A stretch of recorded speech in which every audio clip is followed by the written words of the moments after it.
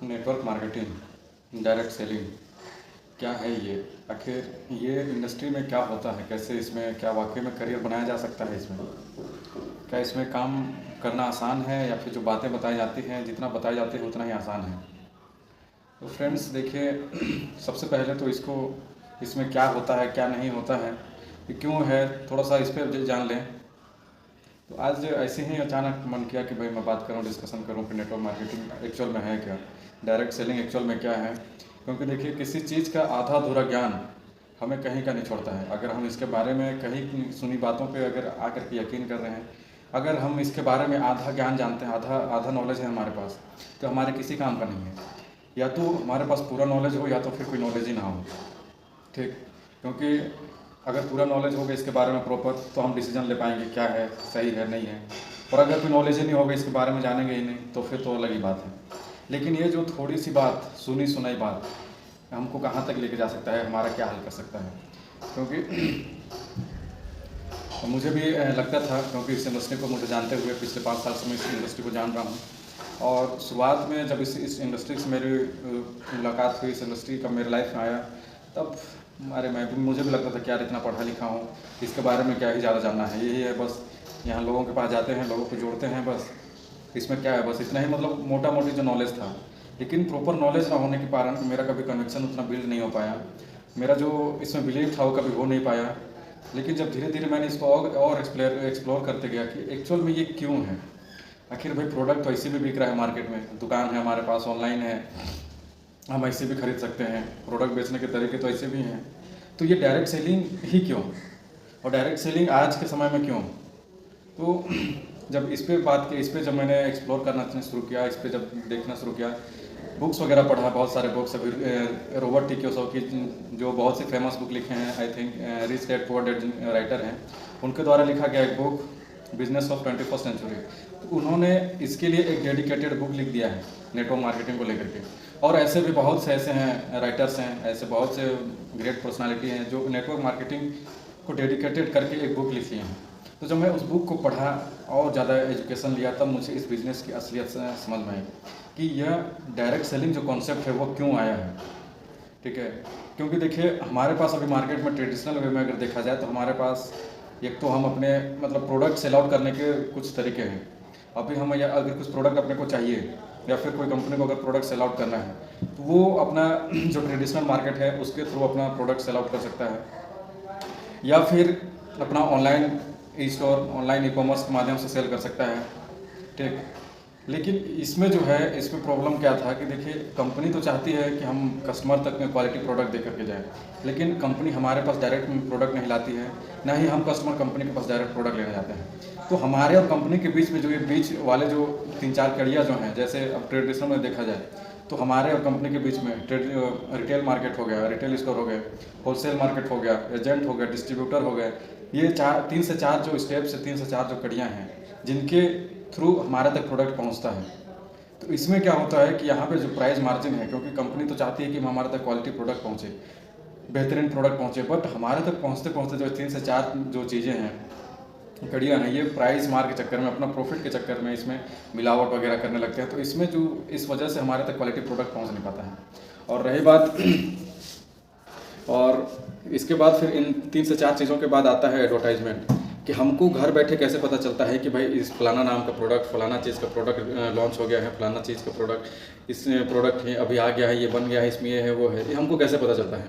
तो फ्रेंड्स, ये पता चलता है एडवर्टाइजमेंट के द्वारा, कि कंपनी अपना एडवर्टाइजमेंट में खर्च करती है, अपना मार्केटिंग पे खर्च करती है। अब फॉर एग्जांपल ले ले, आज बड़ी बड़ी सेलिब्रिटीज़ को कंपनी हायर करती है एडवर्टाइजमेंट के लिए, तो उनको करोड़ों रुपए वो चार्ज करते हैं, करोड़ों रुपए वो देते हैं उनको। तो अब आप खुद सोचिए कि अगर कंपनी अगर चार्ज कर रही है, अगर कंपनी पैसा दे रही है, तो वो उस प्रोडक्ट की सिर्फ अच्छाई ही बताएंगे। कोई भी सेलिब्रिटी आकर के नहीं बोलता कि इस प्रोडक्ट में ये कमी है और ये अच्छाई है। अगर वो बताएंगे तो उस प्रोडक्ट की अच्छाई ही बताएंगे।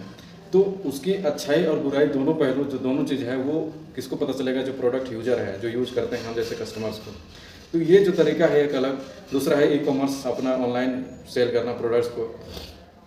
तो इसके बीच में किसी ने सोचा कि भाई ऐसा मैं क्या करूं, ऐसा क्या कोई सिस्टम बन सकता है, क्या कोई ऐसा कोई सिस्टम हो सकता है जिसमें company to customer direct product पहुंच जाए। इसमें ना तो होलसेलर, रिटेलर, डिस्ट्रीब्यूटर का कोई ज़रूरत पड़े, इसमें ना तो कोई कंपनी का ज़रूरत पड़े। जैसे ई कॉमर्स कंपनी अभी अमेजन, फ्लिपकार्ट है, वो क्या करती हैं, उनका खुद का कोई प्रोडक्ट नहीं है, बट वो एक जरिया बनती हैं कि भाई कंपनी टू कस्टमर तक प्रोडक्ट लाने का। ठीक, तो वो ऐसा क्या किया जाए जिससे कि company to customer product direct पहुंच जाए और क्वालिटी प्रोडक्ट पहुंचे। क्योंकि यहाँ पे देखिए प्राइस मार कोई कंपटीशन है नहीं, तो जो कस्टमर प्रोडक्ट यूज़ करेगा उससे अगर सेटिस्फाई होगा।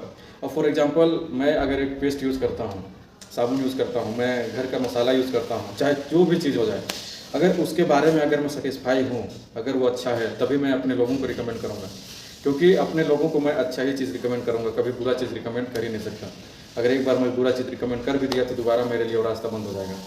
तो यहाँ पे यही चीज़ किसी ने सोचा कि भाई अगर क्वालिटी प्रोडक्ट है, अगर कोई कस्टमर, कोई यूज़र यूज करता है, अगर उसको अच्छा लगता है, तो अगर वो रिकमेंड करना शुरू करता है, अपना एक्सपीरियंस शेयर करना शुरू करता है, तो वहाँ से जो प्रोडक्ट सेल आउट होंगे, वहाँ से जो टर्नओवर जाएगा, उसी टर्नओवर का कुछ परसेंट अपने को वही कस्टमर, वही डिस्ट्रीब्यूटर को डिस्ट्रीब्यूट कर दिया जाएगा, बांट दिया जाएगा। तो डायरेक्ट सेलिंग यही है, सिर्फ सीधा सा कि भाई अपने कस्टमर के द्वारा जो भी प्रोडक्ट अच्छा लगा उसको शेयर करने पे जो सेल आउट हुआ, जो टर्नओवर जनरेट हुआ, उस पर उसको पैसा कमीशन मिल जाना है।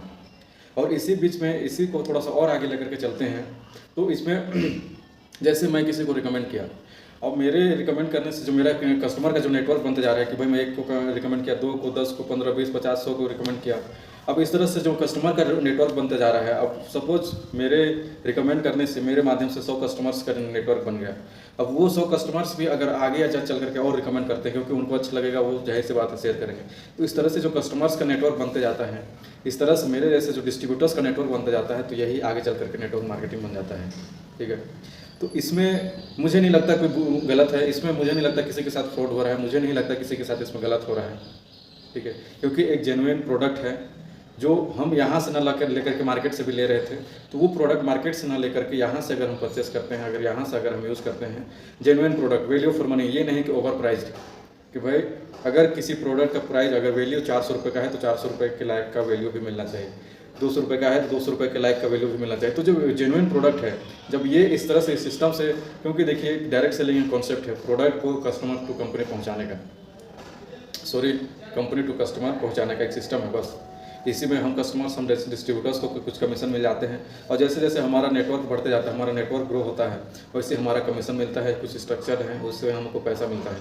यही कारण है माय डियर फ्रेंड्स कि आज नेटवर्क मार्केटिंग में इतनी जो उपलब्धि, इतनी जो अचीवमेंट है कि 3 से 4 साल, 5 साल में, क्योंकि नेटवर्क का जो बढ़ने का स्पीड है, जो ग्रो होने का है, वो कंपाउंड की तरह से ग्रो होता है। तो ये चीज़ को मैंने समझा और इसके बारे में, और आज के डेट में तो हमारे लिए बहुत खुशी की बात है कि आज इंडियन गवर्नमेंट इस इंडस्ट्री के प्रति, इस इंडस्ट्री के लिए एक लीगल डॉक्यूमेंट, एक लीगल लॉ ले आया है। और बहुत से ऐसे यूनिवर्सिटी हैं, जैसे सुलिनी यूनिवर्सिटी, हिमाचल प्रदेश में एक सुलिनी यूनिवर्सिटी है, जो बहुत ही अच्छा खासा नामी यूनिवर्सिटी है, उसमें BBA in direct selling start हो गया है। तो डायरेक्ट सेलिंग की पढ़ाई स्टार्ट हो गई है। DU जैसी यूनिवर्सिटी में इसकी पढ़ाई स्टार्ट हो चुकी है। तो अब हमको देखना है कि हम अपने आप को कितना एजुकेट कर पाते हैं, अपना माइंड को कितना ओपन कर पाते हैं, अपॉर्चुनिटीज़ के लिए कितना ओपन रहते हैं, ये हम पे डिपेंड करता है। तो आगे चल करके हमारे पास अपॉर्चुनिटी की बहुत कमी नहीं है। बस हमको ज़रूरत है कि हम अपने आप को किस हद तक, किस लेवल तक अपने आप को एजुकेट करते हैं। My dear friends, network marketing, I hope कि मैं अपने लेवल पे आपको समझा पाया। आपको इस वीडियो से ज़रूर कुछ ना कुछ सीखने को मिला होगा, और इसी तरह और भी जेन्युइन इन्फॉर्मेशन, नॉलेज के लिए वीडियो को लाइक, शेयर जरूर करें। चैनल में नए हैं तो सब्सक्राइब जरूर कर लें, ताकि इसी तरह और भी इन्फॉर्मेटिव वीडियोस मिलती रहें। थैंक यू, मिलते हैं नेक्स्ट वीडियो में, तब तक के लिए बाय बाय।